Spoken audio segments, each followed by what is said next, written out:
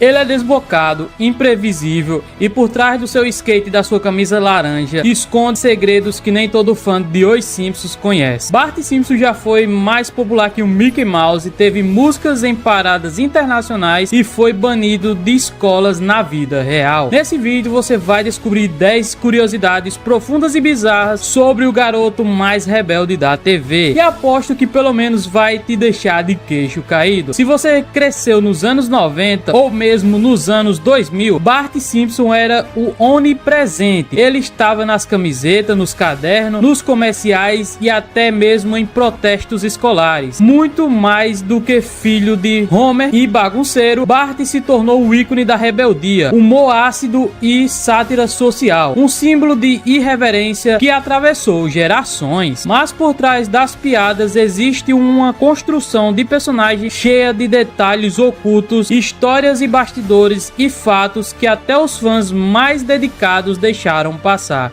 Hoje vamos te contar 10 coisas que você provavelmente não só sabia sobre Bart Simpson. E sim, uma delas envolve Michael Jackson. Hoje em dia, Homer é o rosto mais lembrado da série, o ícone oficial dos Simpsons. Mas nos anos 90, isso era bem diferente. Bart era a verdadeira estrela quando a série estreou em 1989. Os holofotes eram imediatamente para o garoto de cabelo espigado e camiseta laranja. Ele era o mais símbolo politicamente incorreto no mundo de bons modos, forçado moralismo televisível para crianças que adoravam rebeldia e adultos que se divertiam entre as preocupações e o fascínio. Em 1990, Bart se tornou um fenômeno de marketing. Camisetas com frase como Don't Rave Cool Man se espalharam como febre nas escolas, shoppings e festas e até em protestos estudantis. E pasmem, em 1991, a rede de fast food Burger King afirmou que produtos dos Simpsons, especialmente os do Bart, superaram temporariamente o merchandising da Disney. Sim, Bart Simpson foi por um tempo mais popular do que o próprio Mickey Mouse, mas nem tudo foram flores. Algumas escolas baniram o uso de camisetas com Bart, alegando que ele promovia desobediência e desrespeito à autoridade. Isso só aumentou a mitologia em torno do personagem. Ser fã do Bart era quase que um ato de rebeldia cultural, enquanto Homer ainda era visto como um pai desajeitado e engraçado. Bart já era marcado pela mídia, ganhou brinquedos, cadernos, bonecos, álbuns de figurinha e até uma música de sucesso que você vai conhecer nos próximos itens. Muita gente acha que os Simpsons surgiram já prontos em formato de série de TV, com a qualidade que conhecemos, mas antes disso, os personagens nasceram em 1987 como curtas animados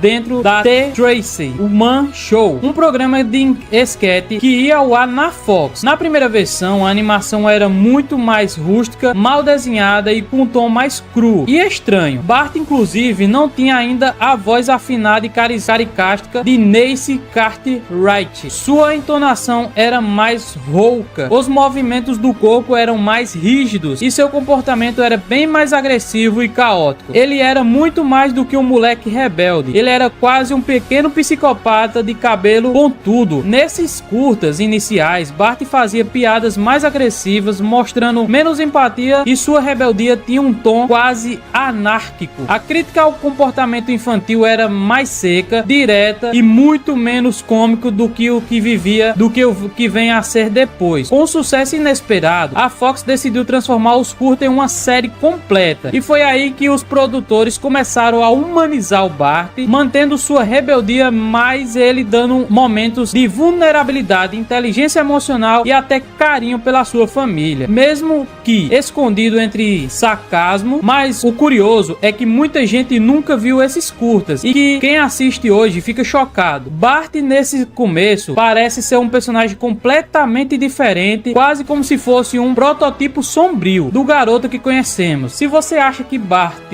atual já é malandro, é porque não conhece o Bart original original e talvez você nem queira conhecer. À primeira vista, o nome Bart parece só um nome curto e sonoro, mas tem um segredo embutido que define toda a essência do personagem. A palavra Bart é na verdade um anagrama de Brat, que em inglês significa moleque mimado, pirralho mal criado. Essa escolha não foi aleatória. Matt Groening, criador da série, pensou em usar o próprio nome Matt para o personagem, mas achou que seria muito narcisista, então ele optou por uma brincadeira interna que definia o comportamento de milhares de crianças americanas da época, Brats. Esse detalhe já mostra como Bart foi construído para ser uma crítica viva ao comportamento infantil rebelde que estava surgindo nos anos 80. Aquela geração que começou a crescer com mais liberdade, menos repressão e mais sarcasmo. Mas as brincadeiras vai além do nome. Bart desde o início foi projetado para ser o oposto das crianças do modelo. Ele não é um prodígio como Lisa, nem um inocente como a Meg. Ele é sarcástico, preguiçoso, impulsivo e viciado em travessuras. Ele não respeita a autoridade, desafia professores, tira notas baixas e ainda se orgulha disso. E se o comportamento gerou polêmica, nos Estados Unidos, educadores e políticos e até psicólogos passaram a discutir efeito Bart Simpson nas crianças, uma possível glamorização da indisciplina. O que era para ser um desenho animado logo virou um fenômeno cultural, peso ideológico, ou seja, o nome Bart não é só uma combinação de letras, é um manifesto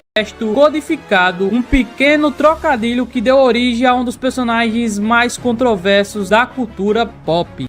10 fatos bizarros e sinistros sobre Bart Simpson. Bart já foi escravizado na França. No episódio The Crips of Raveron, Bart participa de um intercâmbio e vai parar na França. Lá ele é forçado a trabalhar em condições horríveis por 2 produtores de vinho. Ele carrega baldes pesados, pisa em uvas e dorme no chão. Além disso, ele descobre que os vinhos são adulterados com produtos químicos. Bart consegue denunciar os abusos e as autoridades locais, que prendem os responsáveis e Bart acaba fugindo. Bart já morreu e foi ao inferno. Em um episódio, Bart é atropelado pelo Sr. Burns e morre. Sua alma vai para o céu, mas lá ele causa tanta confusão e que ele é enviado ao inferno. Lá o diabo percebe que Bart ainda tem muitos pecados a cometer e o devolve de volta à vida. Ele acorda em um hospital com Homer ao seu lado e sua família, e ele acaba vivendo novamente. Bart foi torturado por Sideshow Bob.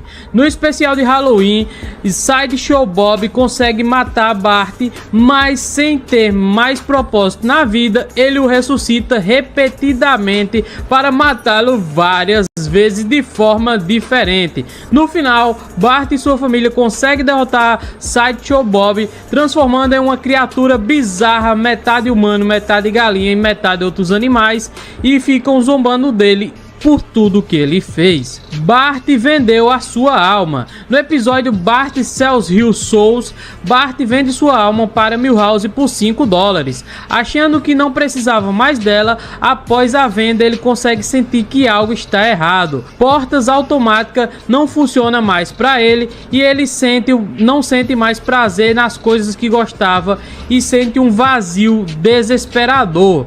Tanto ele tenta recuperar sua alma, mas Milhouse já a vendeu. No final, Lisa a compra de volta e a devolve para Bart, que aprende a lição a dar mais valor às suas coisas. Bart foi enganado por um demônio. Em The Tree House of 25, Bart encontra uma inscrição em um aramaico na escola, e ao ler, ele e Lisa são transportados para a escola no inferno. Lá, Bart se destaca como aluno e até tortura o Homer Simpson como parte de um teste. No final, ele se forma com honras na escola infantil infernal. Bart Simpson já causou um escândalo no Natal. No episódio Miracles of Evergreen, Bart acorda cedo no Natal e abre seus presentes antes da hora. Acidentalmente, ele incendeia a árvore de Natal e destrói os presentes. Com medo de ser punido, inventa que foi um ladrão que roubou tudo. A cidade se comove e faz doações para a família. Quando a verdade vem à tona, os moradores ficam furiosos e levam tudo de volta, deixando a família Simpson totalmente sem nada.